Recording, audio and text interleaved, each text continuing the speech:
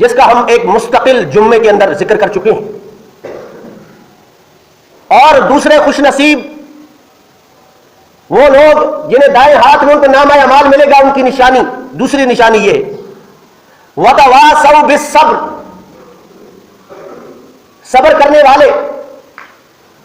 اور ہم پچھلی نشست کے اندر صبر کی 2 شرطیں بیان کر چکی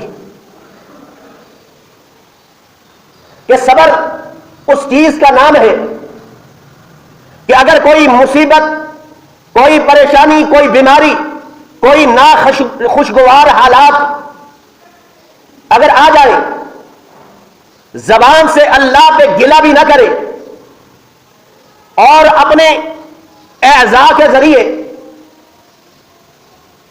وہ یہ بے قراری، بے چینی کا اظہار بھی نہ کرے. اس کا نام ہے صبر. اس کے بارے میں ہم پچھلے جمعے کے اندر ذکر کر چکے.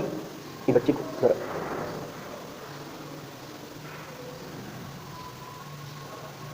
اور ہم نے عرض کیا تھا کہ صبر کی 3 قسمیں ہیں. 3 قسمیں. اس سے پہلے قرآن مجید کا ایک حوالہ. اللہ کریم فرماتے ہیں الذین اذا اصابتهم مصیبہ، الذین اذا اصابتهم مصیبہ قالوا انا للہ وانا الیہ راجعون. وہ لوگ جنہیں کوئی مصیبت پہنچی، کوئی پریشانی، کوئی بیماری پہنچتی ہے تو جزا اور قضا نہیں کرتی ہیں، زبان سے گلے اور شکوے نہیں کرتی ہیں. فرمایا اذا اصابتهم مصیبہ، جب بھی کوئی پریشانی پہنچتی ہے، وہ پریشانی چاہے روحانی پریشانی ہو، چاہے جسمانی کوئی پریشانی ہو، تو زبان سے گلہ بھی نہیں کرتے ہیں اور اپنے اعضاء سے کوئی بے چینی، بے قراری کا اظہار بھی نہیں کرتے ہیں، اور زبان سے ایک ہی جملہ کہتے ہیں کہ انا للہ وانا الیہ راجعون. اللہ یہ پریشانی، یہ مصیبت اور یہ بیماری اللہ تیری طرف سے دی. انا للہ وانا الیہ راجعون. اللہ ہم سب نے تیری طرف لوٹ کے جانا ہے. یہ پریشانیاں اللہ بھیجنے والا بھی تو ہے، اللہ اسے حل کرنے والا بھی تو ہے. یہی زبان سے کہتے. اور اللہ نے انعام کیسا دیا. اللہ کریم نے فرمایا اولئک علیہم صلوات من ربہم ورحمہ وَأُولَئِكَ هُمُ الْمُهْتَدُونَ. یہی وہ لوگ ہیں جن کے اندر یہ صفات پائی جاتی ہے کہ مصیبت میں صبر کرنے والے ہیں، زبان سے گلہ اور شکوہ کرنے والے نہیں ہیں. اولئک علیہم صلوات، یہی وہ لوگ ہیں کہ اللہ کی طرف سے ان پہ شاباش نازل ہوتی ہے. اللہ فرما رہے ہوتے ہیں شاباش میرے بندو، شاباش شاباش. والرحمہ، اور ایسے لوگوں پہ اللہ کی رحمت نازل ہوتی ہے. وَأُولَئِكَ هُمُ الْمُهْتَدُونَ، ایسے لوگ اللہ کی طرف سے ہدایت یافتہ ہیں. ایسے لوگ ہدایت یافتہ ہیں. اور ہم نے عرض کیا تھا کہ صبر کی 3 قسمیں ہوتی ہیں. 3 قسمیں. ایک الصبر علی المعصیہ، معصیہ یعنی گناہوں پہ صبر کرنا. الصبر علی المعصیہ یعنی یہ نہ ہو کہ کوئی مصیبت آئے، پریشانی آئے تو انسان نافرمانی کی طرف چلا جائے. نہیں، کوئی بھی اللہ کی طرف سے ناخوشگوار حالات آ جائیں، کوئی بھی اللہ کی طرف سے پریشانی، کوئی بیماری اللہ کی طرف سے آ جائے تو انسان اطاعت کی طرف چلا جائے، معصیت سے رک جائے، اسے الصبر علی المعصیہ کہتے ہیں، گناہ کی طرف نہ جائے۔ اور دوسری قسم الصبر علی العطاء، اطاعت کرنا، اطاعت کا راستہ اختیار کرنا، صبر بھی کرنا، اطاعت کا راستہ اختیار کرنا۔ اور الصبر علی المصیبہ، کوئی مصیبت پہنچے اس پہ صبر کرنا۔ ان کو انشاءاللہ ہم تھوڑا سا کھولیں گے، یہ 3 قسمیں ہیں۔ اور صبر کا جو بدلہ ہے، اجر ہے، ثواب ہے، یہ جنت کے علاوہ کوئی نہیں، جنت ہے۔ سورت کا نام سورہ الرعد اور 13واں پارہ اور آیت نمبر 23، اللہ کریم فرماتے ہیں والملائکۃ یدخلون علیہم من کل باب، فرمایا اللہ کے مہمان جب جنت کے اندر داخل ہوں گے، جنت کے اندر داخل ہوں گے، جنتی سارے کے سارے اللہ کے مہمان ہوں گے، سارے مہمان ہوں گے۔ فرمایا والملائکہ یدخلون علیہم من کل باب، فرشتے سارے کے سارے جب جنت کے ہر دروازے سے داخل ہو رہے ہوں گے، فرشتے اللہ کی نورانی مخلوق جنت کے اندر داخل ہو کر زبان سے ان کا یہی وظیفہ ہوگا، اے جنتیوں، اے اللہ کے مہمانوں، سلام علیہم، اللہ کی تم پہ سلامتی ہو۔ سلامتی یہ اللہ کی طرف سے خیر ہو، یعنی اللہ کی طرف سے خیر نازل ہو، اور آپ اپنی بولی میں کہتے ہیں جہاں پہ تمہارا پیر ہو اللہ کی طرف سے خیر نازل ہو۔ سلام علیہم،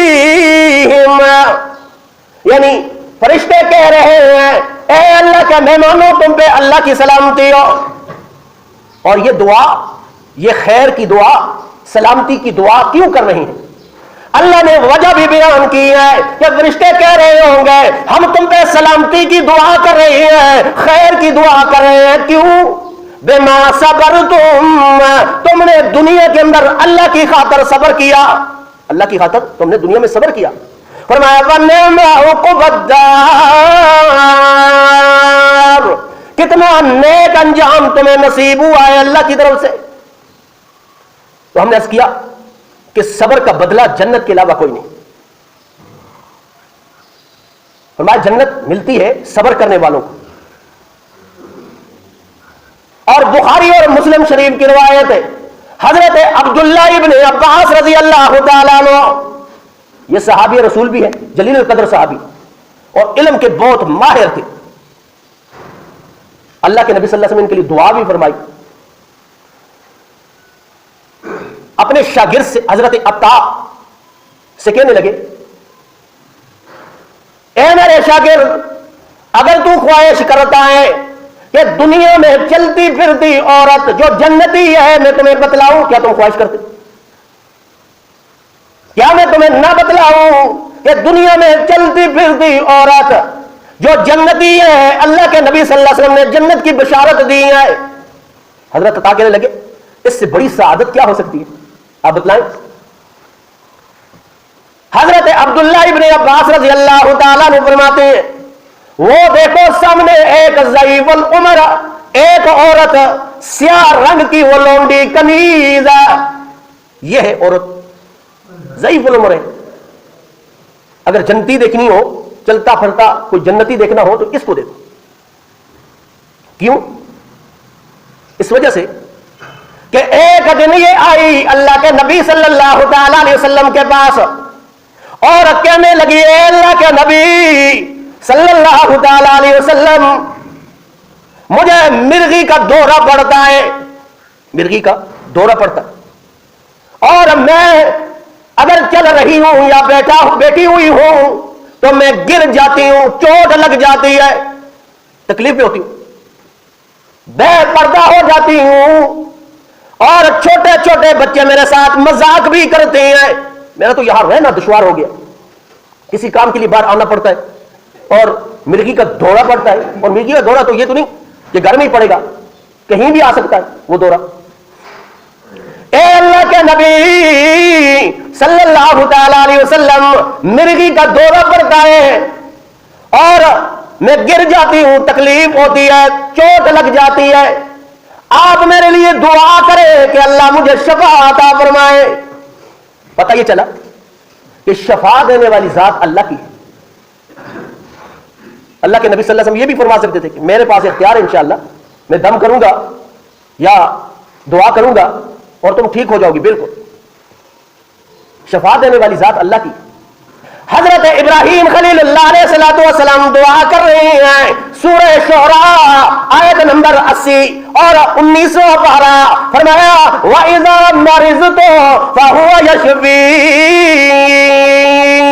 حضرت ابراہیم خلیل اللہ علیہ السلام فرما رہے ہیں کہ جب بھی میں بیمار ہوتا ہوں تو مکمل شفا دینے والی ذات اللہ کے علاوہ کوئی نہیں ہے، مجھے صحت اور تندرستی دینے والا اللہ کے علاوہ کوئی نہیں ہے۔ آج قربانی ہم کرتے ہیں، صحابہ نے پوچھا اے اللہ کے نبی یہ قربانی کیوں ہے؟ فرمایا سنت ابیکم ابراہیم، فرمایا قربانی کرنا حضرت ابراہیم علیہ السلام کی سنت ہے۔ ہم اکثر یہ عرض کرتے ہیں کہ قربانی والی عبادت اللہ کے ہاں قبول تب ہوگی جب عقیدہ بھی حضرت ابراہیم علیہ السلام جیسا ہوگا، ورنہ قربانی اللہ کے ہاں قبول نہیں ہو سکتی۔ ابراہیم علیہ السلام کا عقیدہ یہ ہے کہ شفا دینے والی ذات اللہ کے علاوہ کوئی نہیں، اللہ سے دعا کرتے۔ تو لوڈی کہنے لگی ہے اللہ کے نبی صلی اللہ تعالی علیہ وسلم آپ میرے لیے دعا کریں کہ اللہ مجھے شفا عطا فرما دے۔ تو نبی مہربان صلی اللہ تعالی علیہ وسلم نے فرمایا دو باتیں ہیں، ایک یہ ہے کہ اگر میں تمہارے لیے دعا کروں اور اللہ تمہیں شفا عطا فرما دے، یہ دنیا کا بدلہ ہے، یہ دنیا کا بدلہ۔ اور اگر تو یہ چاہتی ہے ان صبرت ولکل جنہ، ان صبرت ولکل جنہ، اگر تو صبر کرے، یہ تکلیف برداشت کرے، یہ مرغی والا دورہ پڑتا رہے اور یہ بیماری رہے، اس میں تو صبر کرتی رہے، تکلیف برداشت کرتی رہے، اللہ تمہیں اس کے بدلے میں جنت عطا فرما دے۔ اب وہ سوچ میں پڑ گئی اب کیا کروں، دنیا کے لیے دعا کروں کہ یہاں پہ شفا ہو جائے یا آخرت میں مجھے اجر اور ثواب ملے۔ حالانکہ دنیا تو فانی ہے، اگر صحت ہو گئی تو کتنا وقت زندہ رہیں گے، آخر موت ہے۔ جس طرح اللہ کریم نے فرمایا کل من علیہا فان ویبقى وجہ ربک ذو الجلال والاکرام، فرمایا ساری دنیا پہ فنا ہونے والی ہے، ختم ہونے والی ہے دنیا ساری، لیکن بچ جانے والا ہے تو اللہ کی ذات کے علاوہ کوئی بچنے والا نہیں، سب پہ فنا ہونے والی۔ اور سورہ نحل میں فرمایا آیت نمبر 96 اور 14واں پارہ، فرمایا ما عندکم ينفد وما عند اللہ باق،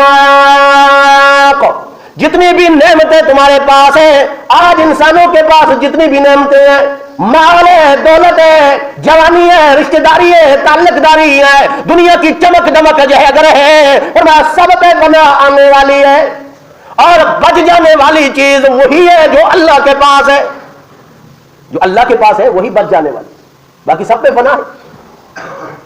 سوچ میں پڑ گئی وہ لونڈی اب کیا کروں، اگر دعا کرواتی ہوں کہ دنیا میں مجھے صحت مل جائے، تندرستی مل جائے، تو یہ دنیا فنا ہونے والی ہے۔ ایک صحابی کے بارے میں آیا، اللہ کے نبی صلی اللہ علیہ وسلم نے فرمایا اگر کسی کو کوئی تکلیف پہنچتی ہے دنیا کے اندر، اگر بھی جو بتائے تو اس کے گناہ معاف ہوتے ہیں، اس کے درجات بلند ہوتی ہے، کیونکہ تکلیف اللہ کی طرف سے، تکلیف پہنچا کر اللہ انسان کے گناہوں کو دھونا چاہتا ہے۔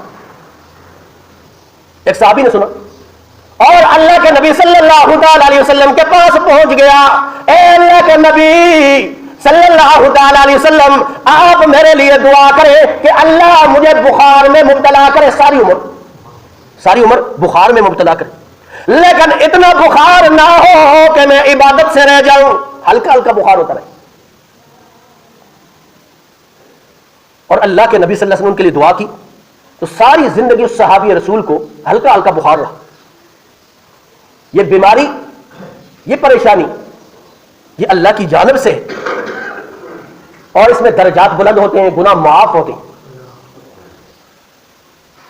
اور جب اللہ کی طرف سے کوئی چیز ہو تو وہ انسان کے لیے نعمت ہوا کرتی, اس لیے اس پہ پریشان ہونے کی ضرورت نہیں, صبر کرنا چاہیے. یہ صبر بہترین اجر ہے. استعینوا بالصبر والصلاۃ ان اللہ مع الصابرین. صبر اور نماز کے ذریعے اللہ سے مدد طلب کریں. اللہ صبر کرنے والوں کے ساتھ ہے, یہ انعام ہے اللہ کا. تو وہ لونڈی کہنے لگی, اے اللہ کے نبی صلی اللہ تعالی علیہ وسلم, اگر میرے لیے آپ دعا کریں گے تو یہ دنیا پانی ہے, اور مجھے شفا ہو جائے گی تو یہ دنیا ختم ہو جانے والی ہے, میری عمر بھی تمام ہو جانے والی ہے. کیا معلوم کتنا میں وقت زندہ رہتی ہوں. اس لیے اے اللہ کے نبی صلی اللہ تعالی علیہ وسلم, مجھے فانی دنیا کے اندر صحت نہیں چاہیے, بلکہ رب العالمین کی خوشنودی والی جنت چاہیے. دنیا کے اندر صحت نہیں چاہیے, میں تکلیف کو برداشت کروں گی, لیکن اللہ اس کے بدلے میں مجھے جنت عطا فرما دے, اس تکلیف کے بدلے میں. لیکن اے اللہ کے نبی صلی اللہ تعالی علیہ وسلم, ایک دعا ضرور کیجئے میرے لیے, ایک دعا ضرور کریں کہ جب مرغی کا دورہ پڑتا ہے تو میں گر جاتی ہوں, بے پردہ ہو جاتی ہوں, میرے لیے دعا کریں اللہ کریم, یہ تکلیف جب بھی آئے میں بے پردہ نہ ہوں. یہ دعا تو کریں نا. تو اللہ کے نبی صلی اللہ علیہ وسلم نے دعا کے لیے ہاتھ اٹھا لیے. اللہ اکبر. اللہ کے نبی دعا کے لیے ہاتھ اٹھائیں اور قبول نہ ہو. حضرت ابو ہریرہ رضی اللہ تعالیٰ عنہ کی ماں کے لیے دعا کی. ایک دن حضرت ابو ہریرہ رضی اللہ تعالیٰ عنہ روتے ہوئے آئے. اللہ کے نبی صلی اللہ تعالیٰ علیہ وسلم نے فرمایا, اے ابو ہریرہ کیوں رو رہے ہو؟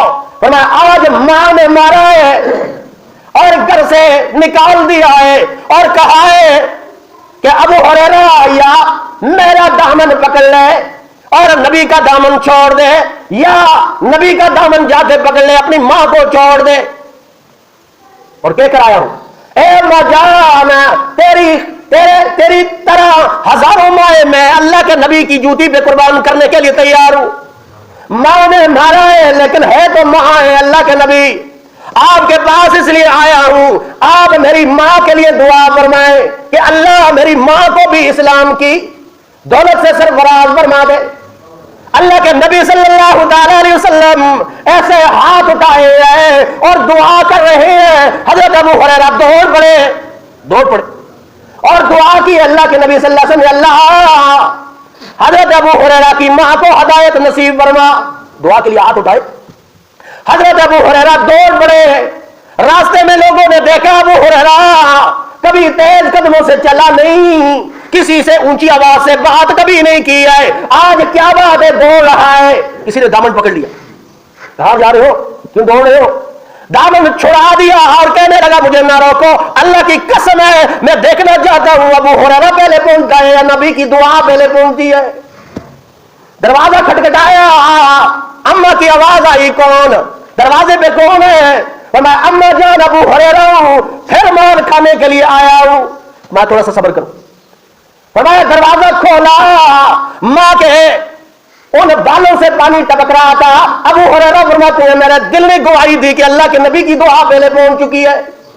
کہنے لگی ابو ہریرہ تیرے آنے سے پہلے میرے دل پہ چوٹ لگی کہ وہ زندگی ہی کیا زندگی ہے جو نبی کی غلامی کے بغیر گزر رہی ہے, اس لیے مجھے بھی لے چلو اور نبی کی غلامی کے لیے اللہ کے نبی قبول فرما لے, اسلام لانا چاہتا.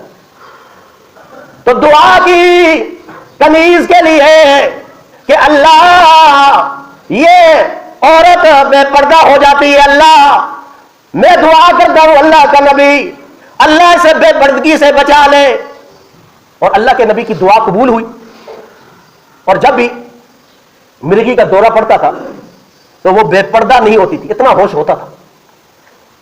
تو دنیا کے اندر یہ صبر کرنا، اس کا بدلہ اللہ کے ہاں کیا ہے؟ جنت، اور جنت کے علاوہ کوئی نہیں۔ صبر کی 3 قسمیں ہیں۔ ایک الصبر علی العطاء، یعنی جب بھی کوئی مصیبت پہنچے، کوئی پریشانی پہنچے، اللہ کی طرف سے کوئی ناخوشگوار حالات آ جائے تو انسان گناہ کا راستہ چھوڑ کے اطاعت کا راستہ اختیار کرنے والا ہو۔ یہ نہیں کہ ادھر مصیبت پہنچے اور ادھر انسان گناہ میں پڑ جائے، اللہ کی نافرمانی میں پڑ جائے، اس میں نہ ہو۔ اور لوگ کہتے ہیں نا کہ جی لوگ کیا کہیں گے، اس وجہ سے صبر اور جزا اور فضا لوگ کرتے ہیں، یا کوئی اللہ کی طرف سے کوئی مصیبت پہنچتی ہے تو کیا کریں جی، بہت دکھ ہوا تھا،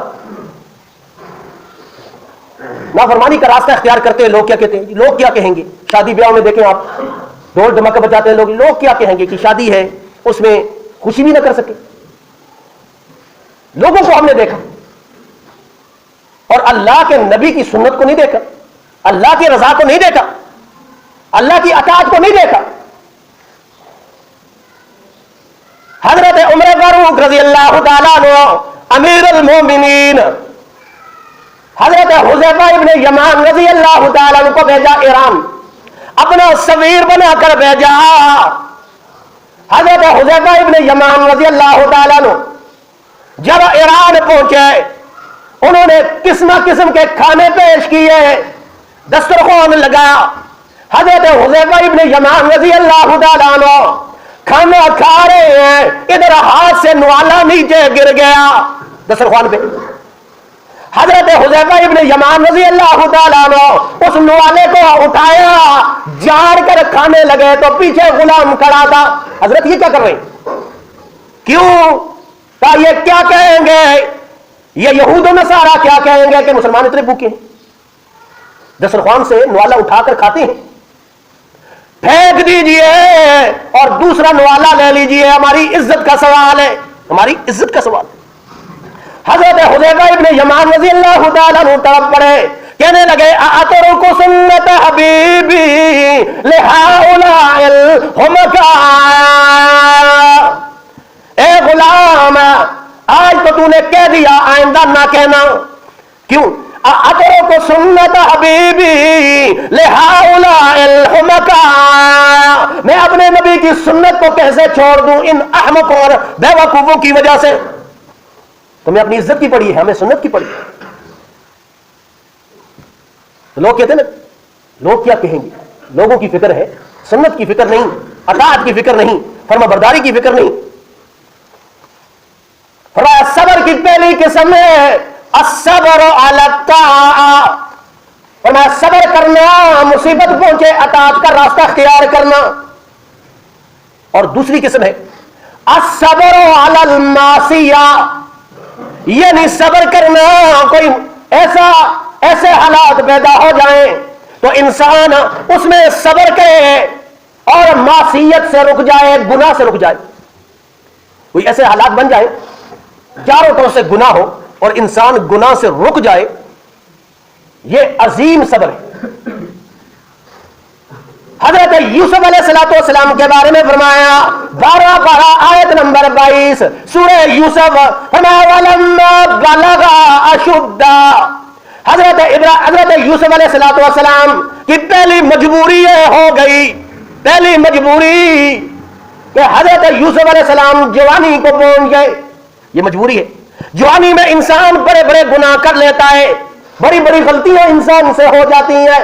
یہ حضرت یوسف علیہ السلام کی پہلی مجبوری، مجبور ہے، جوانی ہے، اور جوانی کی بھی طاقت ہے اور استطاعت ہے، گناہ کرنے پہ قدرت رکھتے ہیں۔ اور دوسری مجبوری وراودته التي هو في بيتها عن نفسه، زلیخا نے اپنی طرف متوجہ کیا، بلایا، وراودته التي، فرمایا اپنی طرف دعوت دی، یہ دوسری مجبوری۔ اور تیسری مجبوری التي هو في بيتها عن نفسه، کہ رہتے بھی ہیں زلیخا کے گھر کے اندر، اگر کوئی سامنے سے عورت آ جائے اور آپ گناہ سے بچ جائے، یہ اتنا بڑا کمال نہیں ہے جتنا بڑا کمال یہ ہے کہ ایک عورت ہے اسی گھر میں رہ رہی ہے اور آپ کو گناہ کی طرف دعوت دے، یہ بڑا کمال ہے کہ گناہوں سے بچ جائے۔ تیسری مجبوری یہ اسی گھر میں رہتے ہیں، کھاتے ہیں، پیتے ہیں، رہن سہن کا خیال ہے۔ اب ہماری زبان میں کہتے ہیں منہ کھاتا ہے اور آنکھ شرماتی ہے، جس کا کھائے انسان اور اس کی بات کو منع کیسے کرے؟ اسی گھر میں رہ رہے ہیں، رہن سہن، کھانا پینا، یہ بھی مجبوری۔ اور چوتھی مجبوری فرمایا وغلقت الابواب، دروازے سارے بندے، کوئی اندر آ نہیں سکتا ہے، کوئی باہر جا نہیں سکتا، یہ چوتھی مجبوری، سارے دروازے بند، سارے دروازے بند ہیں۔ اب حضرت یوسف علیہ السلام مجبور ہیں، چوتھی مجبوری۔ اور شیخ القرآن مولانا غلام اللہ خان صاحب رحمہ اللہ تعالیٰ نے اسی تفسیر کی،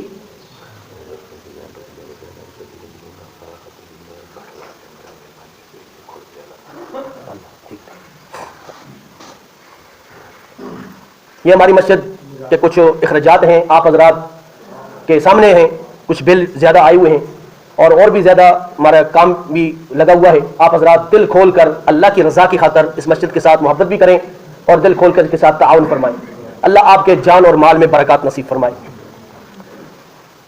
4 مجبوریاں حضرت یوسف علیہ السلام کی کہ جوانی ہے اور عورت بھی اپنی طرف دعوت دے رہی ہے، بلا رہی ہے، اور تیسری مجبوری اسی گھر میں رہ رہے ہیں، کھا رہے ہیں، پی رہے ہیں، اور چوتھی مجبوری وغلقت الابواب،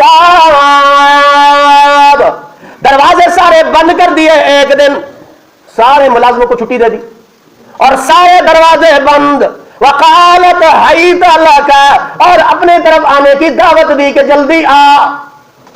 4 مجبوریاں۔ شیخ القرآن مولانا غلام اللہ خان صاحب رحمہ اللہ تعالیٰ اپنی تفسیر کے اندر فرماتے ہیں اسی آیت کے ضمن میں کہ حضرت علی رضی اللہ تعالیٰ نے فرمایا کہ زلیخا نے جب گناہ کی طرف دعوت دینے کا ارادہ کیا، فوراً دوڑی، کونے کے اندر ایک بت پڑا ہوا تھا اور فوراً اس کے اوپر کپڑا ڈال دیا۔ حضرت یوسف علیہ السلام فرمانے لگے یہ کیا عمل کیا؟ کہ یہ میرا خدا ہے، میرا معبود ہے، ہم عبادت کرتے ہیں اس کی، اور میں تمہیں گناہ کی طرف دعوت دے رہی ہوں اور اس کے سامنے مجھے حیا آتی ہے کہ میں گناہ کروں۔ حضرت یوسف علیہ السلام نے فرمایا قال معاذ اللہ، تو ایک بے جان پتھر کی مورتی اس سے حیا کر رہی ہے اور میں ایک زندہ خدا سے کیوں نہ حیا کروں؟ قال معاذ اللہ، اور بھاگے یہ کہتے ہوئے کہ اللہ کی پناہ، میں زندہ خدا سے کیوں نہ حیا کروں اور تو مجھے گناہ کی طرف دعوت دیتی۔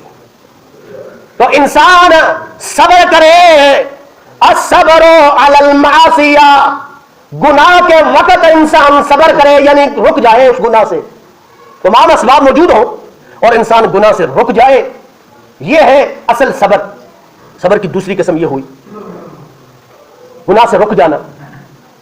اور بخاری شریف کی روایت ہے حضرت جریج رضی اللہ تعالیٰ نے ایک زاہد اور عابد بندہ لکھا ہے، بخاری اور مسلم کے اندر موجود ہے کہ حضرت جریج نماز پڑھ رہے ہیں، اللہ کی عبادت کر رہے ہیں حضرت جریج، اور ماں نے آواز دی یا جریج، اے جریج ادھر آ، مجھے تو یہ تیرے ساتھ کام ہے، ادھر آ، بڑا ضروری کام ہے۔ حضرت جریج پریشان ہو گئے کہ نماز کے اندر کھڑا ہوں، نماز کو چھوڑ دوں یا ماں کی بات سنوں؟ تو نبی مہربان صلی اللہ تعالی علیہ وسلم نے فرمایا حضرت جریج نہیں گئے، نماز میں مشغول تھے. اور یہ مسئلہ یہ ہے کہ یہ آواز دینا نفلی عبادات میں تھا. حضرت جریج عابد تو تھے، زاہد تو تھے، لیکن وہ عالم نہیں تھے کہ ان کو مسئلے کا پتہ ہوتا کہ یہ تو نفلی نماز ہے، چھوڑ بھی سکتے. جس طرح اللہ کے نبی صلی اللہ علیہ وسلم اکثر فرمایا کرتے تھے کہ کاش میں محمد کی ماں زندہ ہوتی اور میں نماز کے لیے اللہ اکبر کہتا، میری ماں کہتی محمد، میں نماز کو توڑ دیتا اور ماں کے پاس چلا جاتا. کاش میری ماں زندہ ہوتی. تو یہ مسئلہ جو ہے یہ نفلی نماز کے لیے، فرائض میں انسان کھڑا ہے تو ماں آواز دے تو پھر نہیں جانا چاہیے، یہ فرض نماز ہے. نفل نماز کے لیے یہ مسئلہ ہے. تو ماں نے آواز دی، حضرت جریج ادھر آ، مجھے تیرے ساتھ کام ہے. حضرت جریج نماز میں کھڑے رہے، نہیں گئے. دوسری بار آواز دی، پھر بھی نہیں گئے، اتفاقی طور پر پھر بھی نفل نماز پڑھ رہے تھے. تیسری بار آواز دی، پھر بھی اتفاقی طور پر حضرت جریج اس میں نماز میں کھڑے تھے. ماں نے بد دعا دی، اے جریج اللہ تجھے موت نہ دے اس وقت تک جب تک تو کسی عورت سے بدنام نہ ہو جائے، کسی عورت سے بدنام نہ ہو جائے، یعنی تو یہ الزام تم پر جب تک نہ لگے. تو ماں کی بد دعا تھی. ہم کرتے ہیں اکثر کہ والدین کو اپنے اولاد کے حق میں بد دعا نہیں کرنی چاہیے. کسی وقت بھی قبولیت کا ٹائم ہو، اللہ کے ہاں قبول ہو جائے، پھر وہی ماں اور وہی باپ روتے ہیں کہ ہم نے تو ایسا نہیں کہا تھا، مقصد یہ نہیں تھا، ہم نے تو غصے میں کہا. اپنی اولاد کی تربیت اچھی کرنی چاہیے. یہ اولاد کا حق ہے والدین کے ذمے کہ اپنی اولاد کی اچھی تربیت کرو، اسے قرآن اور دین اور ادب سکھلاؤ، لیکن اس کے لیے بد دعا نہیں کرنی چاہیے. حضرت جریج رضی اللہ تعالیٰ عنہ جب کھڑے ہیں عبادت کے لیے اور ادھر بد دعا دے دی ماں نے. ایک عورت آ گئی اور اس نے گناہ کی طرف دعوت دی حضرت جریج کو. حضرت جریج نے انکار کیا کہ میں ایسا کام کرنے والا نہیں ہوں. وہ عورت بڑی بدکار عورت تھی، کسی چرواہے سے اس نے منہ کالا کیا اور اس کے نتیجے میں بچہ پیدا ہو گیا. اب وہ بچہ لے کر اپنی قوم والوں کے پاس چلی گئی. قوم والے بھڑک پڑے، یہ کیا کام کیا؟ ان کو اور کوئی بات نہیں ملی. اس نے کہا جی میرے ساتھ یہ غلط کام جریج نے کیا.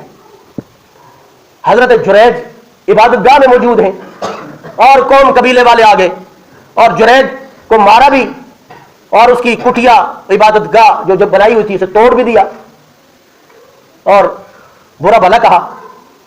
حضرت جریج بڑے پریشان ہوئے کہ اللہ تیری خاطر میں نے انکار کیا، میرے دل میں اللہ تیرا ڈر تھا، اللہ خوف پیدا ہو گیا تھا، میں نے یہ غلط کام نہیں کیا. اللہ زمین پہ میری گواہیاں دینے والا کوئی نہیں ہے، کوئی گواہ بھی نہیں ہے اللہ. اور عورت کی سنی جاتی ہے اس مسئلے میں. اللہ تو میری صفائیاں بیان کر دے. یہ دعا کی رو کر حضرت جریج نے، اللہ کریم نے حضرت جریج کی صفائی کے لیے اس بچے کی گواہی دلے، اللہ کریم نے ان سے گواہی دلوائی. بچہ بول پڑا جریج میرا باپ نہیں ہے، فلاں چرواہا میرا باپ ہے. چھوٹا سا بچہ. اور قوم والوں نے معذرت کی کہ ہم سے غلطی ہو گئی ہے، آپ اللہ کے ولی ہیں، آپ عابد ہیں، اس لیے ہمیں معاف کریں، ہم آپ کے لیے اعلیٰ قسم کی عبادت گاہ بناتے ہیں. انہوں نے کہا نہیں، وہی جو ہماری جس طرح میری عبادت گاہ تھی اس طرح بنا لو، ہلکی سی. تو یہ کوئی بدکار عورت انسان کو گناہ کی طرف دعوت دے تو انسان اس میں صبر کرے اور رک جائے، معصیت سے گناہ سے رک جائے. یہ صبر ہے اصل صبر. تو صبر کی دو قسمیں ہو گئی. الصبر علی الطاعہ، اطاعت کرے، اطاعت کا راستہ اختیار کرے. الصبر علی المعصیہ، معصیت سے رک جائے. اور تیسری قسم ہے الصبر علی المصیبہ. انشاءاللہ اگلے جمعے کے اندر ذکر کیا جائے گا. اللہ سے دعا ہے اللہ قرآن و سنت کی سچی تعلیمات پہ ہمیں عمل کی توفیق نصیب فرمائے. وآخر دعوانا ان الحمدللہ رب العالمین. سنت دا فرمائے.